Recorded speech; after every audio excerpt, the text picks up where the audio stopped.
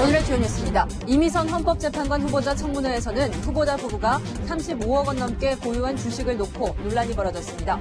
내부 정보 이용과 이해 충돌 의혹도 불거졌습니다. 이 후보자는 모든 건 남편이 했다고 해명했습니다. 마약 투약 혐의를 받고 있는 방송인 로버트 할리의 구속 여부가 조금 뒤 결정됩니다. 상습 투약 여부를 조사 중인 경찰은 공범으로 추정되는 외국인을 쫓는데 주력하고 있습니다. 황하나 씨에게 마약을 권유한 연예인으로 지목된 가수 박유천 씨가 기자회견을 자청했습니다. 박 씨는 마약을 한 적도 없고 권유한 적도 없다며 혐의가 드러나면 은퇴하겠다고 말했습니다. 음주와 성매매가 한 건물에서 이뤄지는 이른바 풀살롱 업소들이 무더기로 적발됐습니다. 업소 4곳에서 모두 47명이 검거됐습니다. 인기 유튜버와 연예인, 해외파 운동선수와 같은 신종 고소득자 170여 명에 대해 국세청이 세무조사에 착수했습니다. 최근 호황을 누리고 있는 이들 업종 종사자들이 지능적으로 탈세하고 있는 것으로 드러났습니다. 강원도와 경북 일부 지역에 폭설이 내리면서 피해가 잇따랐습니다. 태백 지역은 기상 관측을 시작한 1985년 이후 34년 만에 4월 중 가장 많은 눈이 내렸습니다. 네, 여러분 안녕하십니까? 이미선 헌법재판관 후보자 인사청문회에서 주식 투자가 논란을 불렀습니다. 35억 원대 주식이 몇몇 기업에 집중 투자된 것, 그리고 5천 번이 넘는 거래 횟수에 질문이 집중됐습니다. 이미선 후보자는 남편이 다 했다고 피해갔습니다. 핵심은 여전히 법관으로 재직하면서 얻게 된 기업 정보가 가족의 투자로 이어졌는가 합니다. 첫 소식 이민찬 기자가 보도합니다. 이미선 헌법재판관 후보자 청문회는 부부가 보유한 35억 원대 주식 논란으로 시작됐습니다. 법관으로 재직하면서 67개 종목에 376회에 걸쳐서 37만 3,403주의 주식을 거래합니다. 이 재판은 뒷전이고 어떻게 판사는 부업이 아닌가. 이 후보자는 주식 투자는 전적으로 남편이 했다고 해명했지만 종목 선정과 그 수량 선정은 이제 배우자가 다 종목 선정과 수량 오히려 책임 회피라는 비판이 돌아왔습니다. 후보자 명의로 약 1,400개, 배우자 명의로 4,100개, 5,500개를 주식 거래를 했단 말이에요.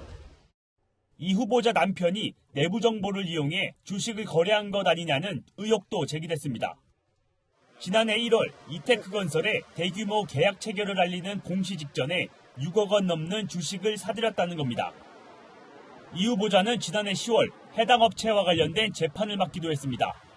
공시 발표 후에 주가가 15만 9,800원까지 상승하면서 무려 41%가 폭등하게 됩니다. 주식 거래에 있어서 불법적인 내용은 없었습니다.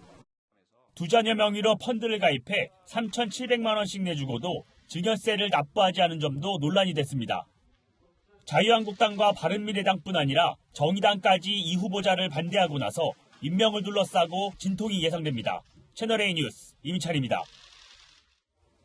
네, 판사와 검사는 주식 투자를 하면 안 된다고 배웠다. 민주당 금태섭 의원이 오늘 청문회에서 한 말입니다. 민주당 내부에서도 주식이 왜 이렇게 많냐는 한숨이 나왔습니다. 김철중 기자입니다. 속칭 몰빵을 한다는 그런 얘기를 할 수 있을 정도로 투자를 많이 해요. 네. 그 이유는 뭐죠? 배우자는 이제 기업의 성장 가능성을 중시를 해서 부동산에 대해서는 잘 모르고. 조웅천 더불어민주당 의원이 질의를 마치며 한숨을 내쉽니다.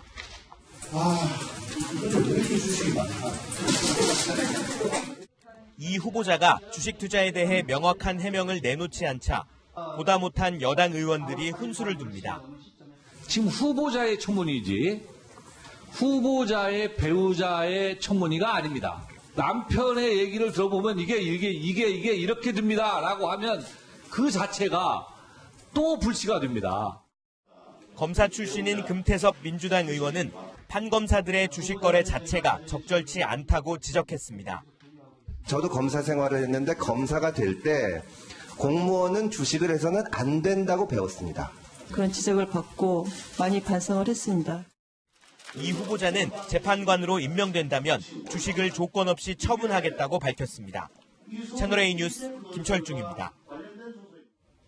네, 이미선 후보자는 현직 판사로서 헌법 심판을 담당할 헌법재판관 후보가 됐습니다.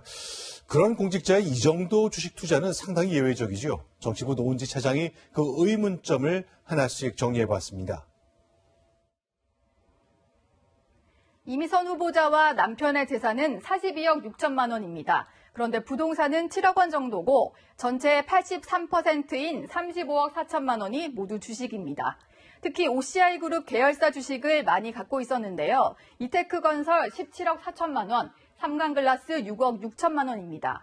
이 후보자가 이테크건설과 관련된 재판을 진행한 점은 오늘 청문회에서도 가장 큰 쟁점이 됐습니다.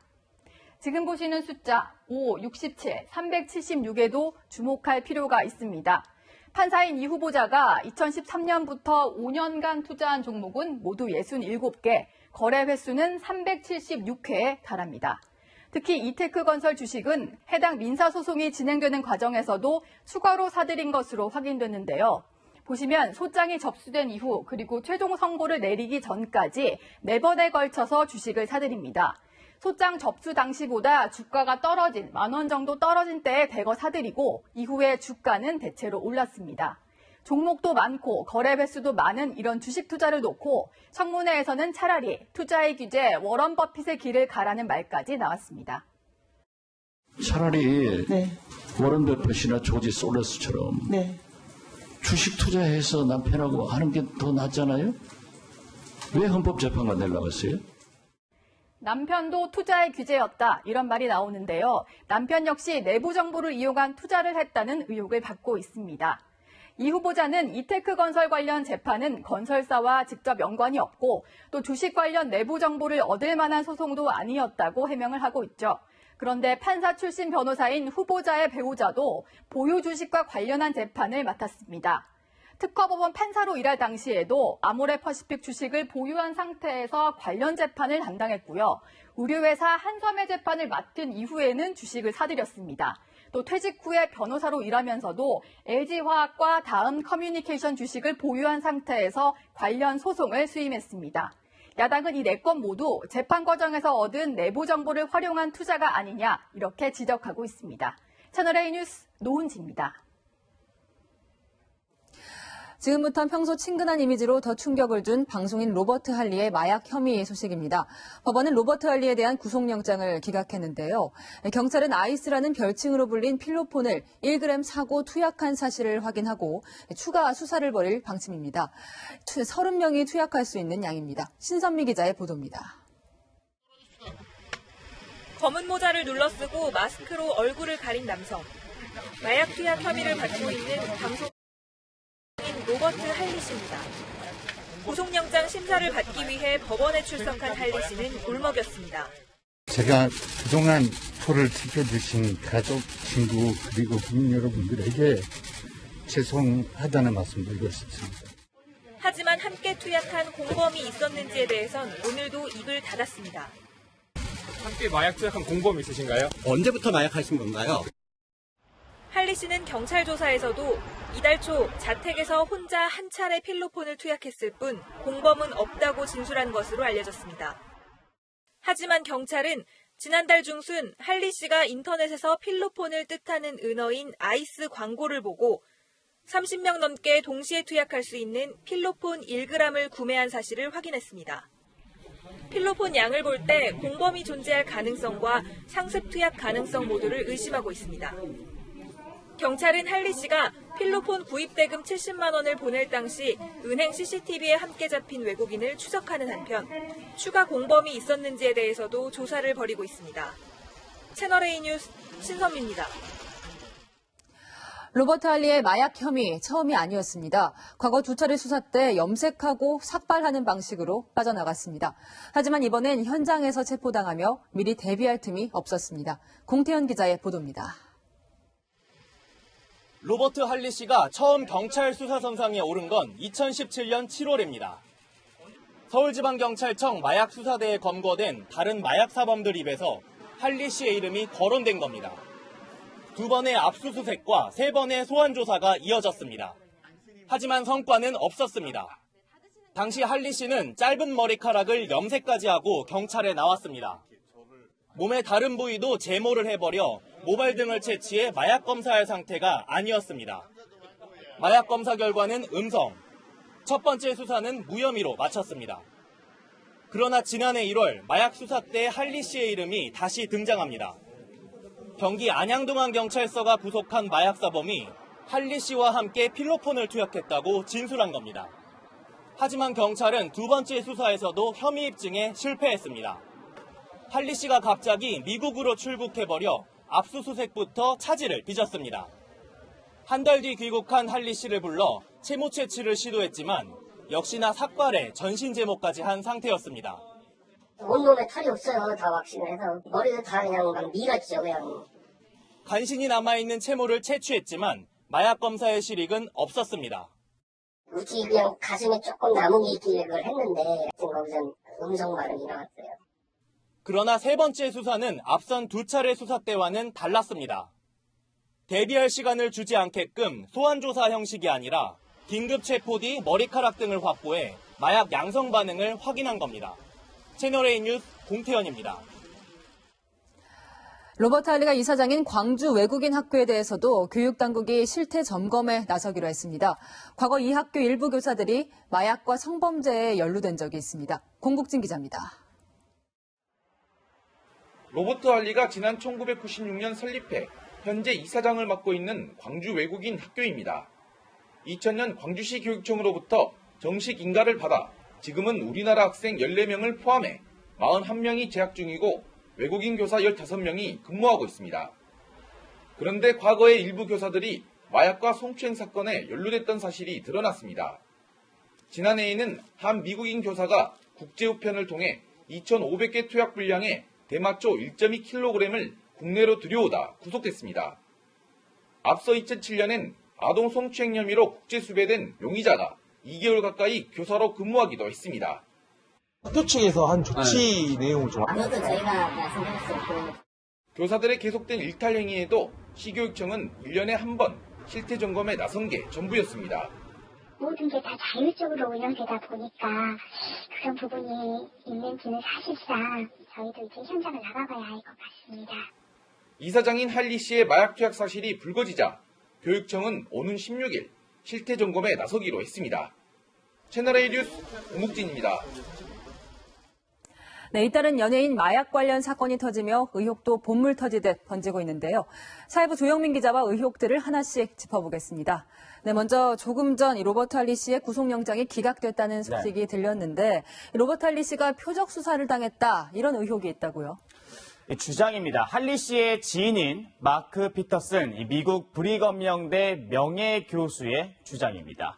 이 주장을 간단히 정리하면요. 경찰 고위 측에서 이 연예인 마약 사건 실적을 올리려고 이미 무혐의 판정받은 할리를 증거가 없는데도 검거했다. 이런 취지로 주장하는 겁니다. 네, 이런 주장 신빙성이 있다고 볼 수 있습니까? 과연 증거가 없는 수사냐? 이 부분이 핵심이겠죠. 할리 씨의 검거 과정을 먼저 따져보겠습니다. 뒤쪽을 좀 보실까요? 이 온라인 마약 유통을 집중 단속하던 수사팀이 앞서 검거한 마약 유통책의 계좌 입금 내역을 분석하던 중 현금 70만 원이 입금된 현금 지급기를 찾아갔습니다. 그곳 CCTV에서는 할리 씨의 모습이 확인됐습니다. 할리 씨는 마약 간이 검사에서 양성 반응이 나오기도 했죠. 증거 없는 수사다. 이런 주장은 사실과 좀 거리가 멀어 보입니다. 네, 어쨌든 구속영장이 기각되면서 경찰의 추가 수사가 이어질 것 같은데 그동안 할리 수사는 5G, 버닝썬은 2G 이런 말이 나오기도 했다고요. 수사 속도에 대한 지적이죠. 아무래도 승리, 정준영 등이 연루된 이 버닝썬 수사와 비교하다 보니 이런 말들이 좀 나오는 것 같습니다. 앞서 시작한 버닝썬 수사는 미궁인데 할리 수사는 일사천리로 보이니 이런 이야기들이 나오는 겁니다. 경찰이 할리 수사로 무언가를 덮으려고 한다 이런 말인 것 같은데 단순히 이런 수사 속도를 놓고 공정성을 논할 수가 있나요? 이 사건의 성격이 조금 다르다 이렇게 좀 얘기할 수 있을 것 같은데요. 할리 수사는 한마디로 데이터, 증거가 확실한 수사입니다. 마약 광고에서 수집한 유포자 정보, 그 정보가 가리키는 계좌에 남은 입금 내역과 시간, 장소, 그 시간과 장소에 남아있는 CCTV에 찍힌 방송인 할리까지 유착 의혹에서 출발해 증거를 찾아 의혹의 실체까지 밝혀야 하는 이 버닝썬 수사와 비교한다면 할리 수사는 비교적 단순한 수사다 이렇게 좀 볼 수 있을 것 같습니다. 네, 이 할리 씨가 삭발과 제목까지 했다는 사실이 알려지면서 마약 수사를 피하는 방법이라고 좀 퍼지고 있는 것 같은데 네. 실제로 수사를 피하는 방법이 될 수 있습니까? 좀 정리를 해보겠습니다. 실제 마약범들도요, 이 탈색, 염색, 수액을 맞기도 하고 삭발까지 하면서 이 수사망을 피하려고 한다 이런 얘기들이 있습니다. 결론적으로 말씀드리면 시간, 난이도의 차이일 뿐 마약 투약 흔적은 결국 잡아냅니다. 마약 검사 기법이 크게 세 가지입니다. 뒤쪽에 좀 보실까요? 이 혈액이나 소변을 이용한 방법이 있고요. 머리카락을 채취하는 방법도 있습니다. 혈액이나 소변을 이용한 방법은 시간적 한계가 있지만 모발은 자르지만 않는다면 그 흔적이 영구적으로 남는다는 게 국립과학수사연구원의 설명입니다. 다만 삭발이나 제모를 하면 검출에 한계가 있는 것도 사실입니다. 그러나 이마저도 필로폰 같은 마약은 이 손톱, 발톱 등 다른 조직 검사를 통해 확인할 수 있다는 게 전문가들의 설명입니다. 애초에 의심받을 행위 아예 안 하는 게 아무래도 정답일 것 같습니다. 네, 여기까지 듣겠습니다. 사회부 조영민 기자입니다. 다음 소식입니다. 남양그룹 창업주의 외손녀 황하나 씨의 마약 투약 혐의와 관련이 있다는 의혹에 휩싸였죠. 가수 겸 배우 박유천 씨가 조금 전 긴급 기자회견을 열었습니다. 자신은 마약을 한 적도 권유한 적도 없다고 밝혔습니다. 현장 취재기자 연결해 자세한 내용 들어보겠습니다. 이현용 기자. 네, 박유천 씨는 조금 전 오후 6시 이곳 프레스센터에서 긴급 기자회견을 열었는데요. 자신은 결코 마약을 한 적이 없다면서 경찰 조사에서 성실히 말하겠다고 밝혔습니다. 마약을 한 적도 없고 권유한 적은 더더욱 없습니다. 그 모든 노력이 물거품이 되는 마약을 생각하거나 복용했다는 것은 정말 상상할 수도 없는 일입니다. 앞서 황하나 씨는 경찰에서 마약 투약 경위에 대해 연예인 지인 A씨가 권유해서 하게 됐다고 진술했는데요. 이후 A씨가 과거 황 씨와 교제한 박유천이라는 소문이 돌았고 소속사는 오늘 경찰로부터 박유천이 지목됐다는 연락을 받았다고 밝혔습니다. 하지만 박 씨는 황 씨와는 지난해 초 결별 이후에도 만났지만 마약과 관련된 이야기조차 들은 적이 없다고 설명했습니다. 제 앞에서 마약에 전과가 있다거나 불법적인 약을 복용 중이라는 이야기를 한 적 없습니다. 박 씨는 마약 관련 혐의가 인정된다면 활동을 접겠다고 밝혔습니다. 혐의가 인정된다면 이것은 연예인 박유천으로서 활동을 중단하고 은퇴하는 문제를 넘어서 제 인생 모든 것이 부정당하는 것이기 때문에 지금까지 프레스센터에서 전해드렸습니다. 박유천 씨는 기자회견에서 황하나 씨의 협박에 시달렸다고도 말했는데요. 실제로 황하나 씨는 구속 전 자신의 SNS에 박 씨를 겨냥한 것으로 보이는 원망의 글을 올리기도 했습니다. 이은우 기자가 보도합니다. 황하나 씨가 지난 2월 말 자신의 SNS에 올렸다 삭제한 글입니다. 남자 하나 잘못 만나 별일을 다 겪는다는 내용으로 이 남성이 성매매와 여성폭행은 물론 동물 학대와 사기 등의 전력이 있다고 주장했습니다. 글 곳곳에선 해당 남성이 자신과 연인 사이였던 연예인이라는 점도 암시합니다. SNS 글이 올라온 것은 황 씨가 마약을 투약한 시기와 일치합니다. 황 씨는 경찰 조사에서 잠자는 사이 한 연예인이 마약을 강제 투약했다며 박유천 씨를 지목했습니다. 마약 공급 혐의 인정하십니까? 경찰은 조만간 박유천 씨를 상대로 사실관계를 확인할 예정입니다. 또 황하나 씨가 일정 장소에 마약을 숨겨놓고 구매자가 마약을 직접 찾아가게 하는 이른바 던지기 수법을 사용해 마약 거래에 깊숙이 관계한 정황을 확보하고 올해쯤 사건을 검찰에 넘기기로 했습니다. 채널A 뉴스 이은우입니다.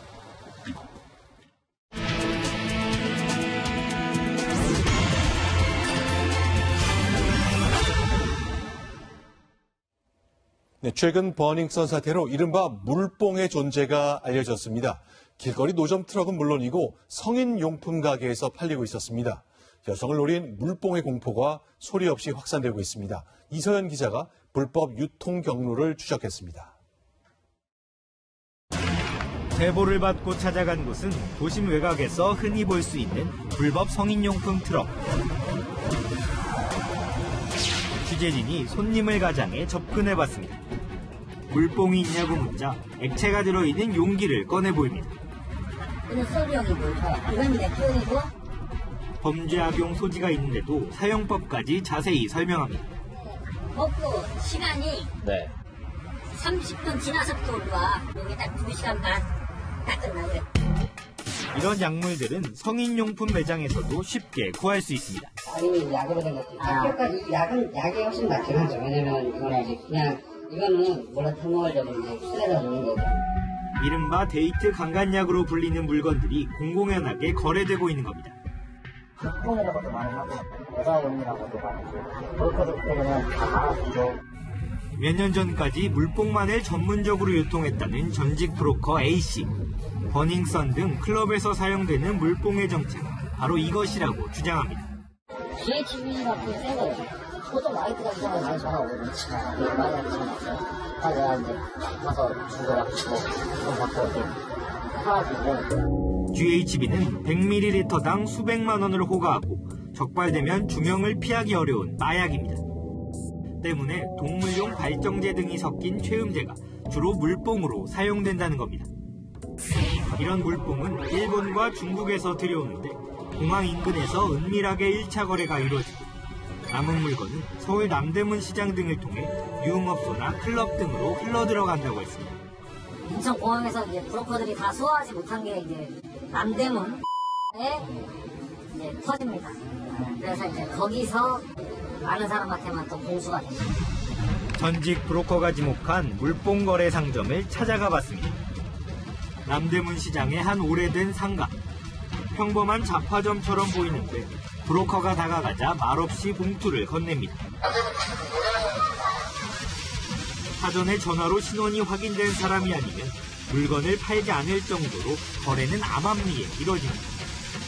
구석진 곳에서 봉투를 열자 작은 플라스틱 캡슐로 된 물품이 수북히 들어있습니다. 일부러 따지면 5단계 있다고 하면 두 번째 건 이렇게 오리지널은 거기에 효과가 강할수록 구하기 어렵고 비싼 가격에 거래된다는 겁니다. 확보한 약품들을 경희대 약학대의 도움을 받아 분석해봤습니다.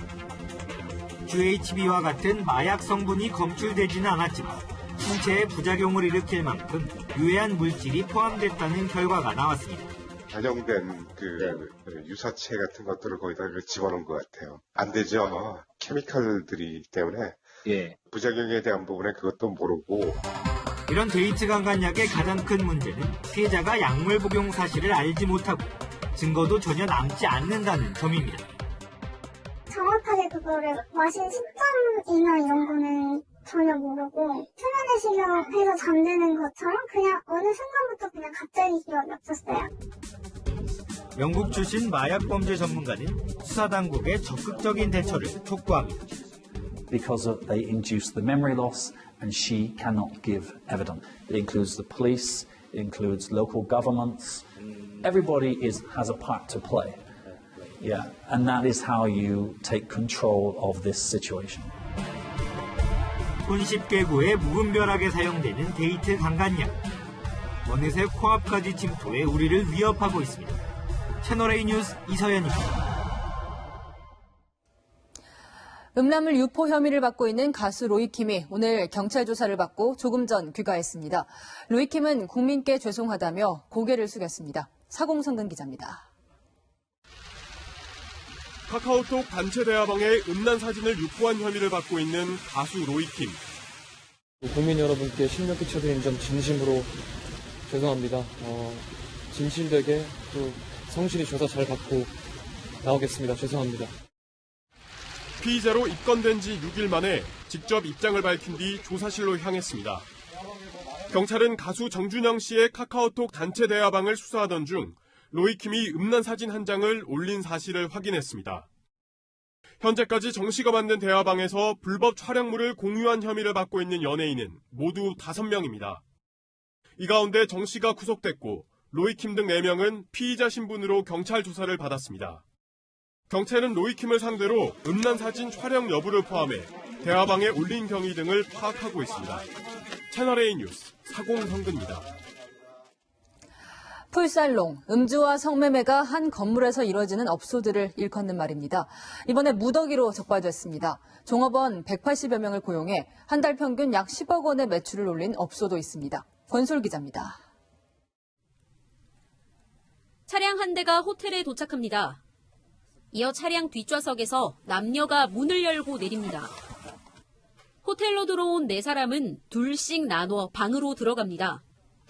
이 남성들은 이른바 풀살롱 업소의 손님입니다. 유흥업소에서 술을 마신 뒤 같은 건물이나 인접 호텔로 이동해 성매매를 한 겁니다.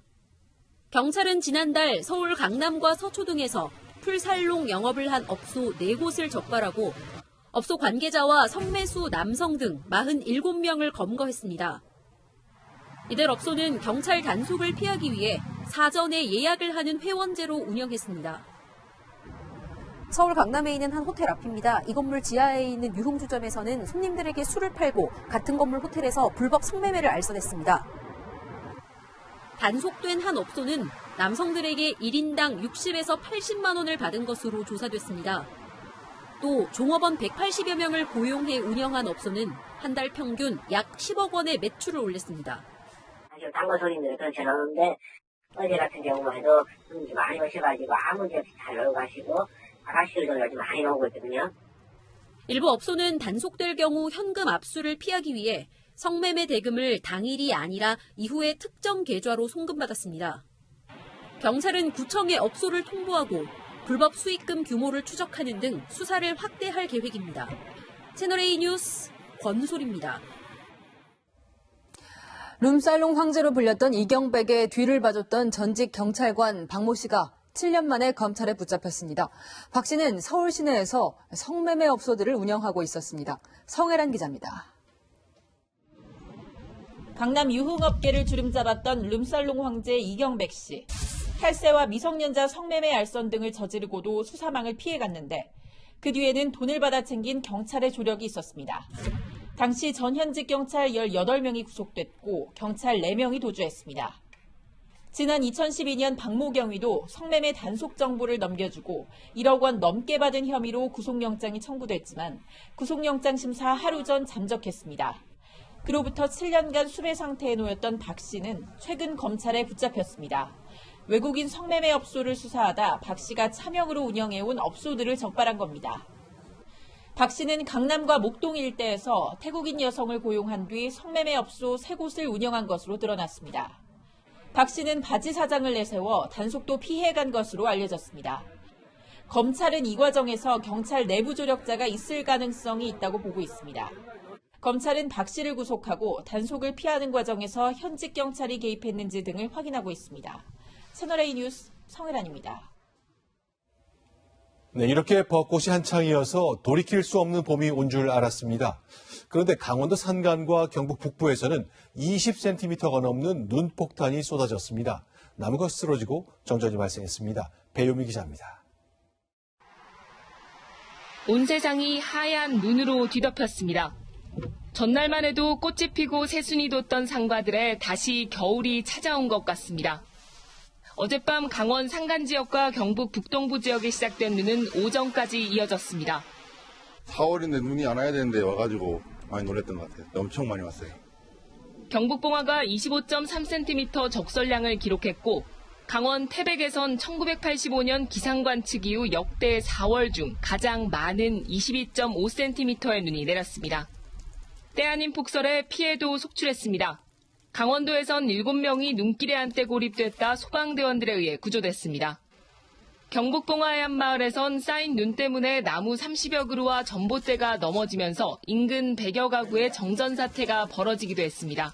불이 가쁘니까 저 전기밥솥 같은 데 밥 해먹던 밥도 뭐 아침도 못 해먹고 저기 화장실 같은 것도 뭐 머치가 안 돌아가니까 물도 안 내려가고 뭐 그래가지고 그냥 폭탄 애먹고. 기상청은 밤사이 기온이 영하로 떨어지면서 도로가 얼 수 있는 만큼 차량 운행에 주의할 것을 당부했습니다. 채널A 뉴스 배유미입니다. 네, 강원도 산불로 백두대간의 일부가 이렇게 불탔고 또 검게 그을렀습니다. 인공위성으로 봤더니 여의도 면적의 6배였습니다. 당초 여의도 2배라고 했는데 그 발표보다 훨씬 늘어난 겁니다. 보도에 이지훈 기자입니다. 동해안 일대가 심한 산불 피해를 뜻하는 검은색으로 뒤덮여 있습니다. 고성과 속초 지역 산등성이도 온통 검은색입니다. 가장 늦게 진화된 인제군도 피해 지역이 넓게 퍼져 있습니다. 인공위성이 내려다본 산불 피해 지역은 예상보다 훨씬 컸습니다. 전체 피해 면적은 1,757헥타르, 정부가 당초 추정했던 530헥타르의 3배가 넘습니다. 특히 인제는 342헥타르로 추정치의 10배가 넘습니다. 축구장 2,500개, 여의도의 6배 면적이 불과 사흘 만에 잿더미가 된 겁니다.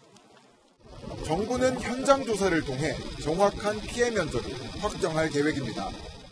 피해 현장 조사는 4월 10일부터 19일까지 10일간 진행될 계획이며 드론을 띄워서 지금 그 피해 상황들을 이렇게 보고 있습니다. 재산 피해도 늘고 있습니다. 주택과 농업시설 등 신고된 시설물 피해만 3,400곳에 육박합니다. 피해 규모가 예상을 크게 웃돌면서 피해 금액 역시 눈덩이처럼 불어날 거라는 우려가 커지고 있습니다. 채널A 뉴스 이지훈입니다. 네, 무면허 음주운전에 주행랑을 치고 거기에 역주행까지 한 40대 운전자가 경찰에 붙잡혔습니다. 12km를 쫓는 추격정 상황, 김태형 기자가 전합니다. 빠른 속도로 내달리는 1톤 화물차. 중앙선을 넘나들며 앞 차량을 앞지르는 하면 대형 화물차가 길을 막자 도로 경계석을 넘어 좁은 틈으로 빠져나갑니다. 추격전은 산속 비포장 도로에 이를 때까지 20분 넘게 계속됐습니다. 김 씨는 이 아산에 차를 버리고 이 숲길로 도망치다가 경찰에 붙잡혔습니다. 붙잡힌 1톤 화물차 운전자는 47살 김모 씨. 당시 혈중 알코올 농도는 면허 취소 수준인 0.125%, 만취 상태였습니다. 이미 2차례 음주운전이 적발돼 면허가 취소되고 부과된 벌금도 안 내 수배된 상태였지만 또 술에 취해 운전대를 잡았습니다. 경적을 울린 뒤차 운전자와 시비가 붙었고 해당 운전자가 경찰에 음주운전 의심 신고를 하자 도주를 시도한 겁니다. 경찰이 김 씨를 쫓아 12km 거리를 추격하는 과정에서 순찰차 뒷바퀴가 터졌습니다.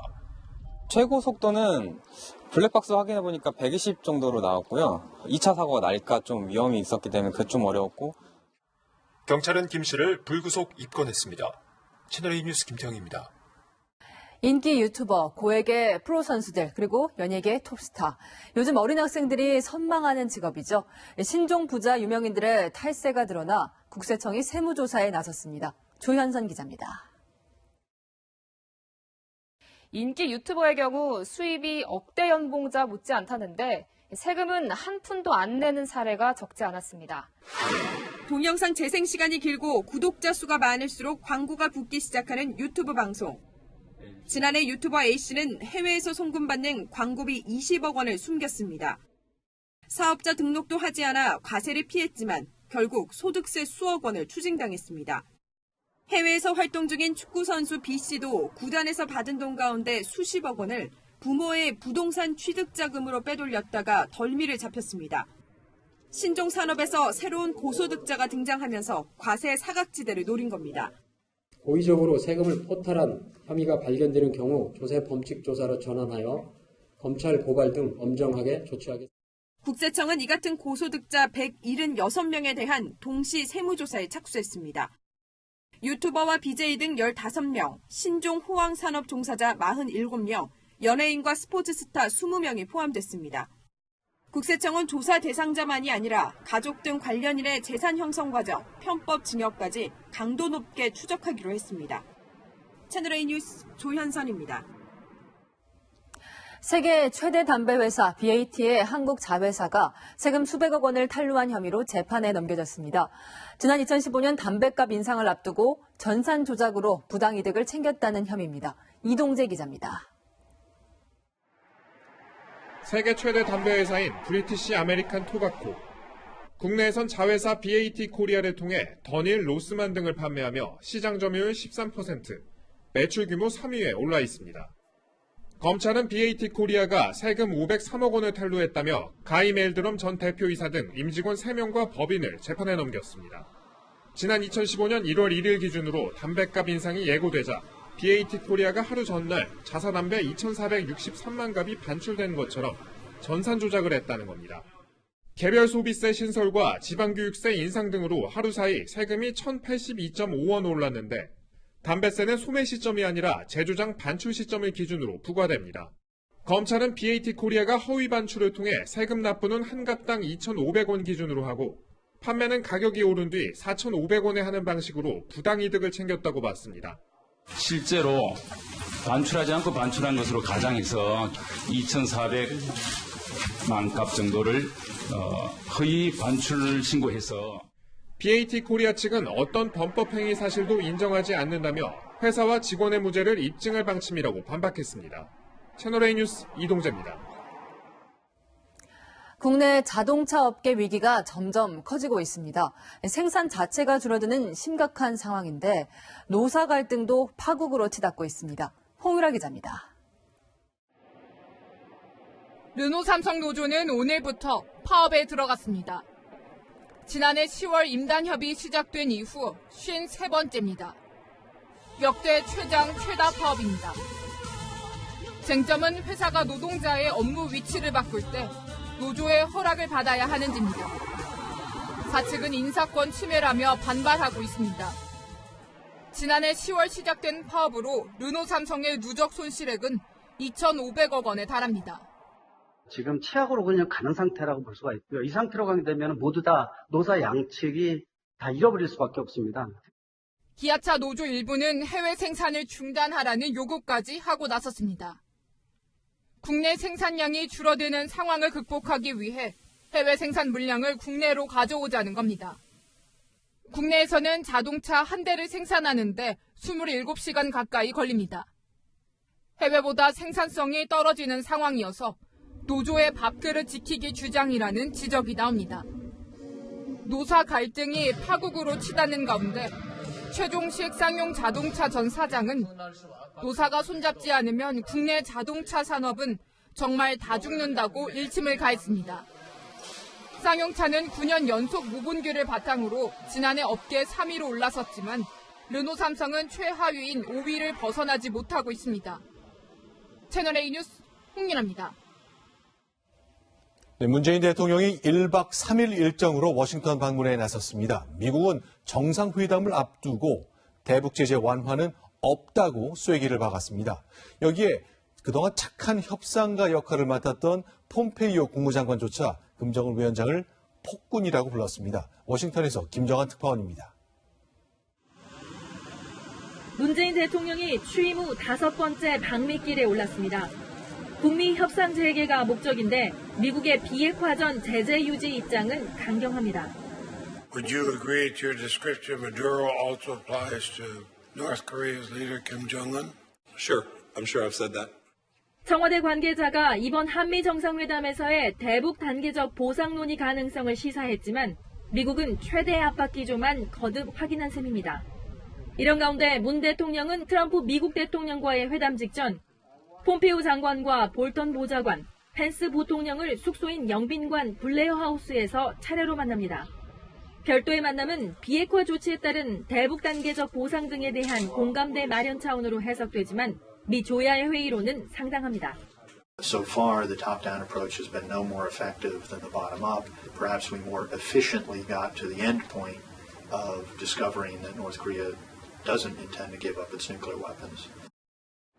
미국을 설득하기보다 한국은 북한의 추가적 비핵화 조치를 설득하라는 워싱턴 내 기류는 강경합니다. 이 한미 간 의견 접근은 이 같은 맥락을 정확히 짚어야만 가능할 것으로 보입니다.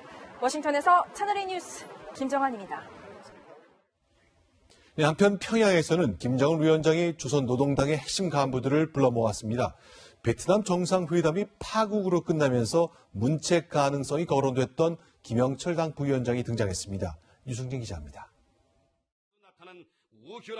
김정은 위원장이 무언가 마음에 들지 않는 듯 연실 삿대질을 하고 열변도 토합니다. 북한 최고 실세들로 구성된 노동당 정치국 확대 회의입니다.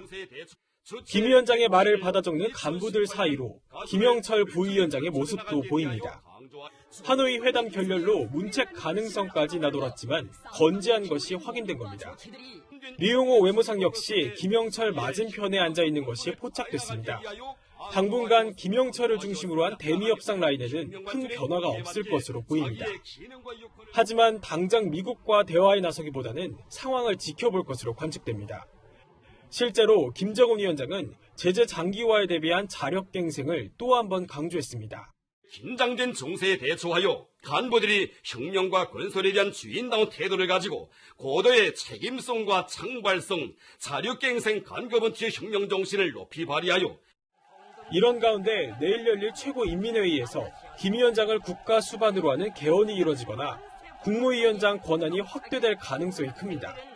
위기 상황인 만큼 김정은 원톱 체제를 더 공고히 할 거란 관측입니다. 채널A 뉴스 유승진입니다. 네, 이번엔 도쿄입니다. 아베 일본 총리도 곧 워싱턴을 방문하는데 영부인 멜라니아의 생일 파티에 참석할 것으로 보입니다. 어떻게든 미국과 더 밀착하려는 뜻이겠지요. 진심으로 접대한다는 일본 특유의 오모테나시 문화를 정상회교에 적용하고 있는 겁니다. 그 의도를 김범석 특파원이 분석했습니다. 아베 총리의 부인 아키에 여사는 2년 전 일본을 방문한 멜라니아 여사에게 보석을 선물했습니다. 우리 돈 250만 원 규모의 진주, 귀걸이 등이었습니다. 방미를 앞둔 아베 총리는 이번에도 선물을 준비하고 있습니다. 방문 첫날인 26일이 멜라니아 여사의 49번째 생일임에 착안해 선물과 파티 등을 검토하고 있는 것으로 알려졌습니다. 아베 총리는 다음 달 트럼프 대통령의 국빈 방문 등 석 달 연속 정상회담을 갖습니다. 일본과의 무역 적자에 불만을 가진 트럼프 대통령에게 투자 카드로 환심을 사는 방안도 고려하고 있습니다. 핵심 측근들도 미국을 잇따라 방문해 연대를 강조할 예정입니다.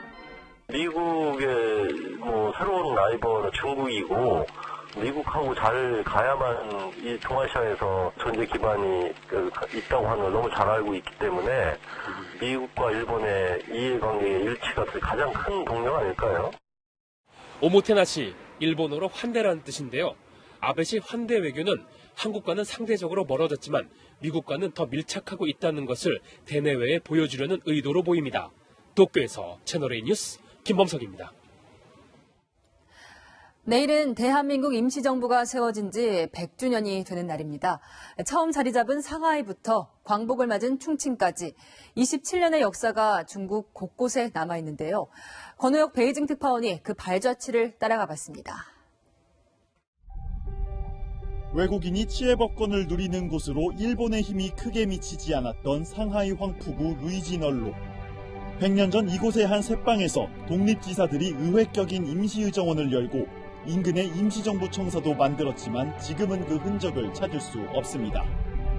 온전히 남아있는 임시정부 청사는 1926년부터 윤봉길의 폭탄 위교 직후인 1932년 4월까지 사용한 마당로 청사입니다. 26년에 저희 아버지가 일본 역사관은 4번의 그 시한폭탄을 호텔에서 터졌어요.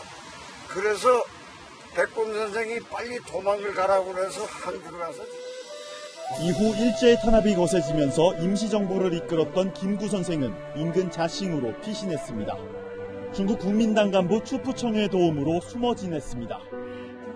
2층에 위치한 침실을 사용한 김구 선생은 침대 옆에 비상탈출구를 마련해 위급한 상황이 발생하면 배를 타고 호수로 피신했습니다.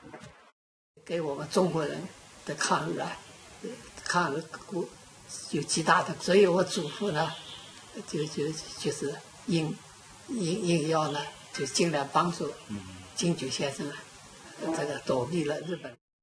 임시정부는 이동거리만 4,000km에 달하는 떠돌이 생활 끝에 1940년 충칭에 안착했습니다. 마지막으로 임시정부가 자리 잡은 곳이 바로 이곳 충칭의 연화지 청사입니다. 바로 이 계단에서 귀국을 앞둔 임시정부 요인들이 기념사진을 촬영했습니다. 이국 땅에서 27년간 꿋꿋이 대한민국의 기틀을 만든 임시정부는 광복의 순간까지 투쟁을 멈추지 않았습니다. 채널A 뉴스 권우혁입니다. 국회에 뿌리 껴긴 임시의정원 100주년을 맞아 국회에서 기념식이 열렸습니다. 문희상 국회의장, 이낙연 국무총리 등이 참석한 가운데 국회 도서관에는 임시의정원의 마지막 의장인 홍진 선생의 흉상이 세워졌습니다. 임시정부 탄생에 주도적 역할을 했던 홍진 선생의 후손은 임시의정원 관인을 국회에 기증했습니다. 내일도 봄외투보다는 겨울 외투 챙겨 입으시는 게 좋겠습니다. 오늘보다는 조금 따뜻해지긴 하겠지만 계속 한기가 내려오면서 평년 기온을 밑돌겠습니다. 내일은 고기압의 가장자리에 들겠습니다. 대기가 불안정해져서 구름량이 많겠는데요. 강원 영서와 경북 북부 내륙에는 오후부터 밤 사이에 5mm의 비가 조금 지나겠습니다. 내일도 미세먼지 걱정은 없겠습니다. 대기 중에 수증기가 많습니다. 내일 오전 시간대에는 안개 끼는 곳이 많겠는데요. 내륙의 많은 지역에서 가시거리가 1km 미만, 특히 중부 내륙에서는 200mm 이하인 곳이 많겠습니다. 이 정도면 앞차가 겨우 보일 정도인데요. 안개등을 켜시고 평소보다 속도를 줄여서 운전해 주셔야겠습니다. 내일 아침 기온 살펴보겠습니다. 서울과 대구가 5도, 철원은 영하 1도 등으로 쌀쌀하겠고요. 한낮에는 전국이 15도 안팎까지 올라서 평년보다는 1도에서 4도쯤 낮겠습니다. 금요일부터는 다시 포근해지겠습니다. 일요일에는 전국에 또 봄비 소식이 나와 있습니다. 날씨였습니다. 이미선 헌법재판관 후보자, 주식이 많은 것 자체가 절대 문제는 아닙니다. 하지만 남편이 알아서 투자했다고 미룬 것은 당당하지 못했습니다. 얼마 전 청와대 대변인이 했던 아내 탓을 떠올리게 하는 말인데 동문서답으로 들립니다. 우리 국민들은 재판을 하면서 알게 된 정보가 주식 투자에 활용됐었느냐고 물었던 겁니다. 뉴스 마치겠습니다. 고맙습니다.